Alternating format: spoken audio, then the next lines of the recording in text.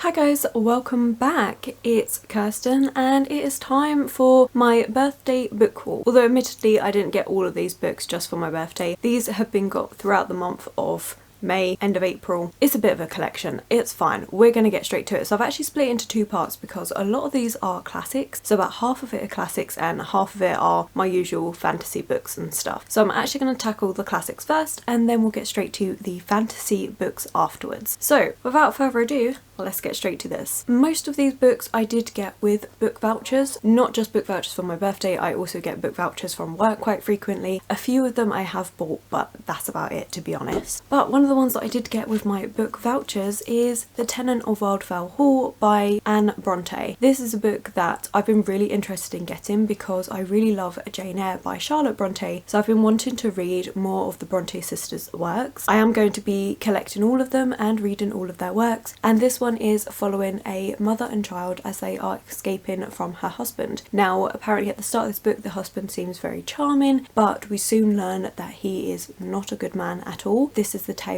of them escaping that and kind of dealing with the realities of a woman's worth in these times and how difficult it is and how the man is the head of the household and kind of above reproach. So it is a darker book from what I've heard other people talking about it, but it's one that I'm intrigued by and I'm hoping that I'm going to enjoy it, and it will also give me a taste of what Anne Bronte's writing is like as well. So yeah, really intrigued and also loving this cover. I got the Penguin English Library edition because I really like these beautiful bright spines as well as these front covers. So yeah, really excited for this one. I also picked up Inferno by Dante from a charity shop for £2, which I was very happy with, and this, I've said it when I picked this up in my little vlog as well, but this is probably the only poetry that I'm ever really going to read. I might try some of Emily Bronte's poems, but otherwise poetry is not really my thing, but I've always been intrigued by Dante's Inferno. It's such amazing poetry that has had influence for so long in our culture, so I really want to read them and just see where it's all influenced from. So I was really excited to see this in the charity shop. It's got a very garish cover, but it was only £2 and I don't mind a bit of garishness. Then we have an edition of Jane Eyre by Charlotte Bronte that I absolutely am in love with, and that is the Penguin Deluxe Classics edition, and I think it's stunning. We have beautiful artwork. Also the end pages, well, we have these little like French flaps and they have beautiful artwork in as well. There's also artwork on the back cover and we also have the castle as well. I'm so excited about this. I think it's absolutely stunning. I've decided that for classic books that I really enjoy, if there is a deluxe classics edition of it, I will be getting them because I think they are beautiful. I love how they've got different artists to design the covers. They all have deckled pages as well, which I don't know if that's picking it up, and I just think this just lovely, and it's really nice to have an edition that you can kind of annotate and write in or do whatever you want, as well as having a really nice edition. I have to admit, classics are something where I'm happy to have multiple editions of books, and these are just stunning. So when I saw them I was just like, I have to have it. So yeah, absolutely in love with this. Speaking of deluxe editions, I also got the edition of Pride and Prejudice by Jane Austen. I read Pride and Prejudice earlier this year and really enjoyed it. It's very witty and sarcastic, and I love how rude they can be by wrapping it up in politeness and yet they are insulting you. I think it's hilarious. I really enjoyed the book, and so of course when I saw this edition I had to get it. Plus I really love this black and white cover. I think it works really well, and when the French flaps come out it works so well with everything. And we also have it like this. I really do love these editions. I think they're absolutely stunning. So yeah, I was really pleased to get our hands on the Pride and Prejudice one as well. But yeah, so these are mainly cover buys, I'm not gonna lie, but they are just stunning. That's the thing with classics, there are so many different editions of the classics and you can just have your pick from so many beautiful covers, so it's really hard just to stick to one copy, so clearly I'm not. Then we also have Rebecca by Daphne du Maurier. This is a book that I've been really looking forward to getting into. I'm really intrigued by Daphne du Maurier's writing. I think it's going to be really good, and they've done so many other books that I'm so intrigued to get, but I wanted to start off with one of their books, which is kind of what I'm doing throughout this, is trying author's work with one of their books and seeing if I like it, and if I do then I'll get the others. And this one is meant to be a bit more of a gothic feeling to it. We have our main character, she's Marion Maxim, and she moves in with him, yet she feels that the place is haunted by his first wife, Rebecca. So it's a bit like a ghost story going on. I'm kind of just expecting some really dark atmospheric vibes, because that is what you tend to get in a classic book. If it's kind of considered darker or gothic, it's more about the atmosphere of the book. So I'm really interested to see how that's going to come across. I've heard nothing but good things, so yeah, I can't wait. Plus I really do like this cover, as well as the dark green spine on the edge. I think it works really well. Let me know if you've read this one, because I think this is kind of like high on my priority list to get to, because I'm really intrigued by it. Then I have some books which, if you saw my daily book shopping vlog, I mainly got classics on that day. Well, I did only get classics on that day, and part of that was some little pocket classic editions, which I really love these because they're like £1, and it's a great way to try classics, try a particular author's work, as well as get all of their little short stories and stuff that they've done. So I'm always intrigued by it. So starting off, we have Olalla by Robert Louis Stevenson. I've probably said this wrong. I say this differently every single time, but that's fine. And this one is Stevenson's chilling Victorian Gothic novella about decaying aristocracy, vampirism and tormented love. Sounds really good. I'm really intrigued by it. Honestly, it said Victorian Gothic novella and I was like, yep, that's good, I'm getting that. We also have Cersei and the Cyclops by Homer. I am wanting to read more of like Greek mythology, and I've heard good things about this little one, so I thought this is going to be a good introduction to see where I can get on with the writing. And this one is Ancient Greek Myths from the Odyssey, telling of battles and deadly beasts and a beautiful enchantress. So that sounds really good, which is good because I do want to read the Odyssey, so this is a good way for me to try and sample a little bit of it and see if I like it, and if I do then I'll get the actual book, but that book is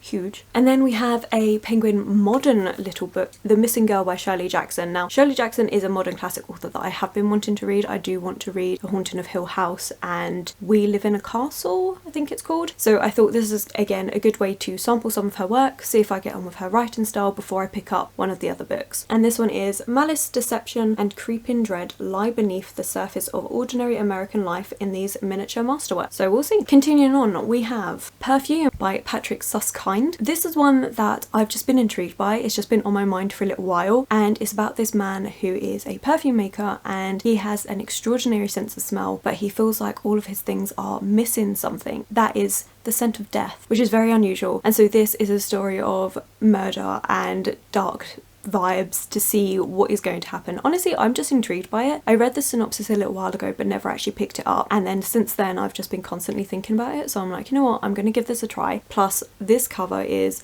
amazing. I love the dark vibes to it all. I think it's so good. So yeah, I'm really intrigued by this one. I can't wait to see where it goes. Then we have Orlando by Virginia Woolf. Virginia Woolf is someone that I've seen so many booktubers talk about, and they love things like Mrs. Dalloway, but I'm not sure because the writing style is meant to be very unusual. And so I was like, you know, I want to try her work, but I'm also have no idea where I want to start. And then I found this in Daunt Books, and first of all I was intrigued by the spine because let's face it, it's got pink on it. So I was like, what's this about? And then I saw it was by Virginia Woolf, and then I read the synopsis and it just sounds like it's going to be a really fun time. So I'm like, if I'm gonna start anywhere, I may as well start with this one, and if I like it then I can try her other works like Mrs. Dalloway or The Lighthouse. So we'll see how this one goes. Although, to be fair, I haven't actually seen many people talk about Orlando, so maybe this wasn't the right place to start, I don't know. Basically, the back of it is a young man in the court of aging Queen Elizabeth I. The beautiful Orlando seems to belong everywhere and nowhere. One morning he awakens transformed,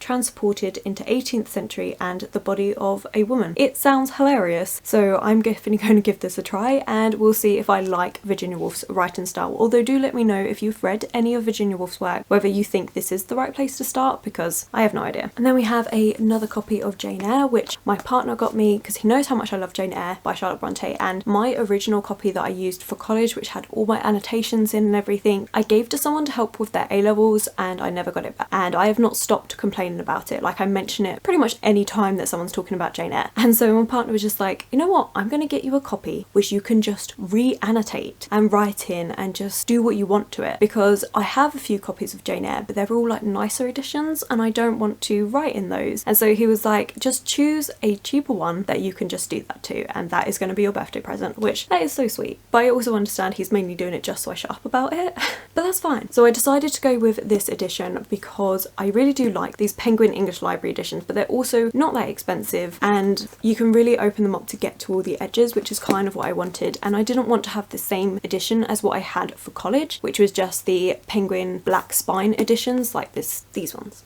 Just because one, I don't want too many black books on my shelves, to be quite honest. I love having brightly coloured shelves, and two, I don't want the same book as what I had previously. I want to start fresh, and because I'll be annotating it for myself and not college work, it will be more enjoyable. That's my thinking. But yeah, so I'm really excited to do that, and I can't wait to reread Jane Eyre soon because I've been really wanting to read it for a while now. So yeah, this is going to be great. Then we have another Penguin Deluxe Classics edition, and that is Dracula by Bram Stoker. As I said, any of the classic books that I really love, I am getting in these editions and I love it. So we have Dracula on the front with little bats on the French flap, and then we have one of his brides and the rest of his brides. I think it's so cool. I love these editions. So yeah, I found this in Waterstones in Gower Street and I loved it. They actually have a whole section. If you've seen my daily vlog, then you would have seen it. If you haven't, go check it out because they have this whole section which was just dedicated to these deluxe classic editions, and I spent far too long in front of it deciding which ones I wanted. In the end, I stuck to what I said I was going to do, which is only buy the deluxe editions of classics that I've read and enjoyed, but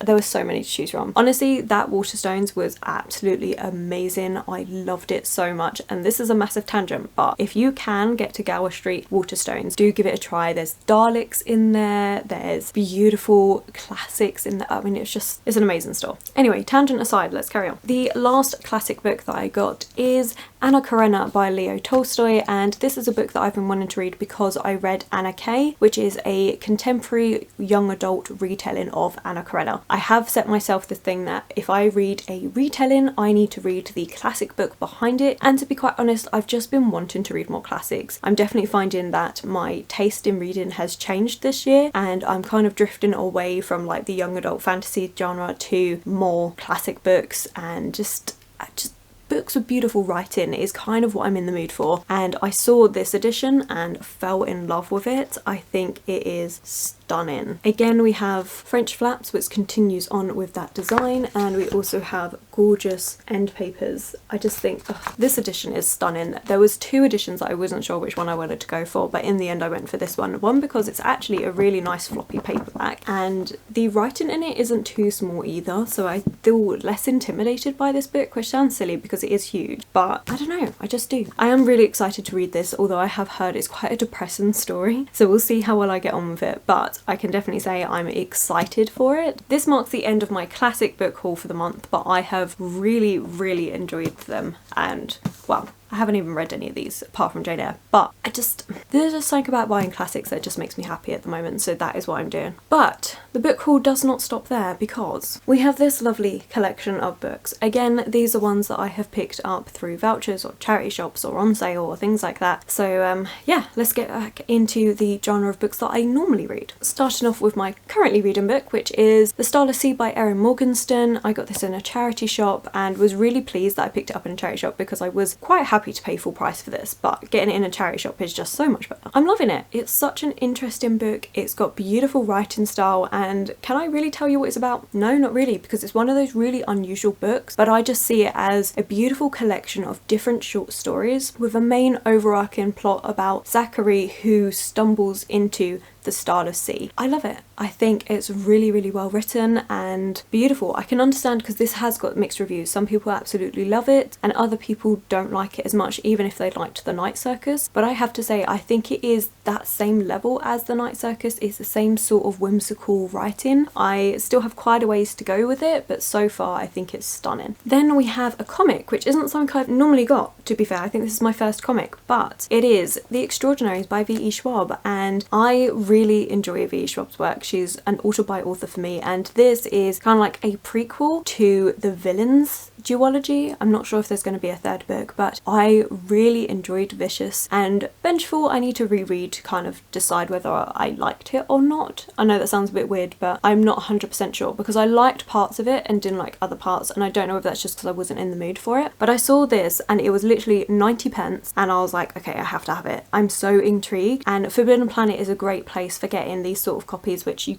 don't normally get in other shops. So I saw this and I was like, yep, this is mine. I'm so excited. It's only a tiny little comic. It's not going to take long to read at all, but I can't wait to read more of it. And I do love how V. Schwab is doing prequels to her books, but in different formats. Just like you have the Still Prince trilogy, which is the prequel to the Darker Shades of Magic trilogy, but that's done in graphic novel format. And I think it's just a great way to get people invested in your stories, but have them in different formats. Then we have a book which I got because the bookseller at Waterstones was constantly recommending it to me, and he was just like, you just need to get this book. So I have, and that is Hamnet by Maggie O'Farrell. Now, I'm not entirely sure what this book is about. I gave a brief overview of what I thought it was about in my weekly vlog, which was not the most recent one, the one before that, at some point in this month of May, and I am not sure if I got that even anywhere close to right. All I know is that we're following our main character. Actually, you know what? Let me just read the synopsis. It's going to be much easier. On a summer's day in 1596, a young girl in Stratford-upon-Avon takes to her bed with a sudden fever. Her twin brother Hamnet searches everywhere for help. Why is nobody at home? Their mother Agnes is over a mile away in the garden where she grows medicinal herbs. Their father is working in London. Neither parent will know that Hamnet will not survive the week. Hamnet is a novel inspired by the son of a famous playwright, a boy whose life has been all but forgotten, but whose name was given to one of the most celebrated plays ever written, which makes me think that this is definitely Hamlet by Shakespeare, and it's about Shakespeare's son. I think, again, I could have this completely wrong, but I've been told by the bookseller that it has beautiful writing, that is a really lovely story, and that I'm going to really like it, so I got it. With some book vouchers, I also picked up Aurora Rising by J. Christoph and Amy Kaufman. Now, I know I literally just said that I'm not as interested in YA fantasy and I've gone for a YA sci-fi, but I will say I really did enjoy Skyward by Brandon Sanderson. I really loved that, and I never thought that YA sci-fi would be something that I would enjoy, but actually there's just something about that space setting, the found family trope, which I just really enjoyed, and I've heard nothing but good things about these books, so I'm definitely going to give them a try. Plus it had beautiful purple sprayed edges, which kind of like sealed the deal for me, to be fair, and I was like, at the end of the day I'm using a book voucher, so if I don't enjoy it as much, it's not the end of the world. I do kind of expect high things from this. I think I'm going to read it when I'm in the mood for that YA feel with a found family, and it's going to be something different because I don't read sci-fi, so that's kind of what I'm telling myself. We'll see. Then we have The House in the Cerulean Sea by TJ Klune. Now this is a book I listened to on audiobook and it was amazing. I loved it so